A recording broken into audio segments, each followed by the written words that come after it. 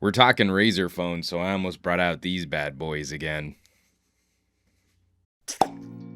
I've been agonizing about reviewing the Razer Phone 2 cameras. While finishing up capturing my samples and writing the script, we got word that Razer is likely gutting their phone division. With keeping enough people to update current phones, it's just not terribly likely we'll see a Razer Phone 3. Which is a shame, for everything this phone does well.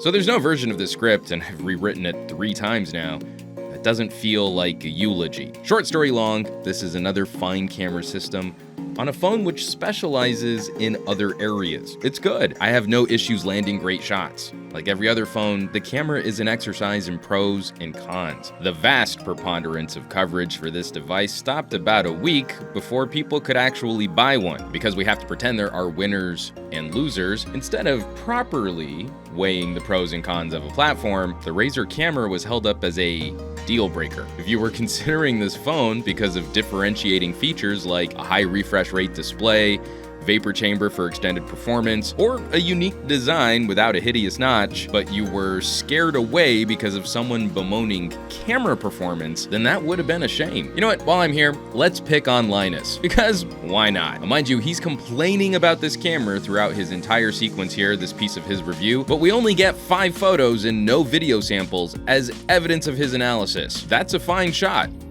The subject there is backlit, but the phone still does a pretty good job considering. That's shot in good light, but the composition is lopsided and terrible.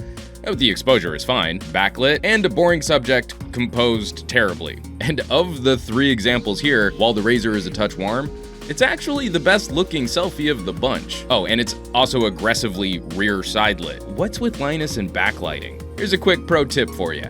Most phone cameras suck when you shoot into the sun. And to think I wrote a book on phone photography. This is a bit more frustrating because the most glaring issues come from Razer software, and almost every problem can be addressed through a third-party camera app. Those who were seriously considering a Razer are likely leaning towards the enthusiast end of the market anyway. I've been guilty personally of holding to a stock app-only review style, but the Razer convinced me to start incorporating more camera app conversations into my reviews. Are you flipping out about night sight on a Pixel?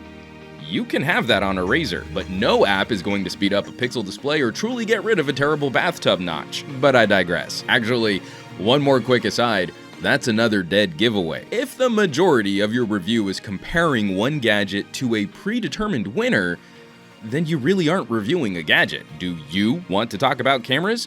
See if you can build 80% of your analysis on the actual performance of that camera and save comparisons for specific highlights. But I digress again. I'm not trying to say it's all roses. I'm not trying to dismiss some faults, but no phone is a perfect collection of features for all users. The lack of slow motion was the only glaring hole I couldn't properly fix. I don't shoot a lot of slow-mo, but that is a real bummer for people who do like that feature. And I did face some issues with video. Audio capture? Not top of the pack, which several folks have correctly highlighted, but audio capture on a Pixel is also pretty lame, and reviewers aren't lining up to declare that a non-purchasing deal breaker. But there I go, comparing again. Against a handful of annoyances, mostly I was just stoked to find I was having fun shooting with this camera. Coming at this phone late, after a software update, and against my memory of the first Razer phone, this was a fun shooter to use, even for a handful of flaws. Do you want to see how I came to this eulogy? Of course you do.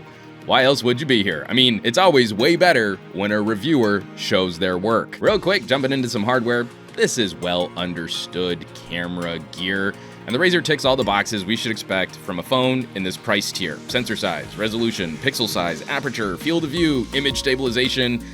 It's all there. I prefer ultra-wide second cameras, but folks expecting some additional focal length change, well, we've got a zoom on there. All right, that's okay. If there are faults to be found, it's not in the spec list. All right, taking a look at exposure and saturation. This phone pushes brighter than I would like, and often that means images get a bit washed out. Dropping a half stop recovers clarity and contrast, improving output before we even have to contemplate an app change. That extra brightness can impact color quality. Razer isn't outside the norm in bumping up some saturation, and it's certainly not alone.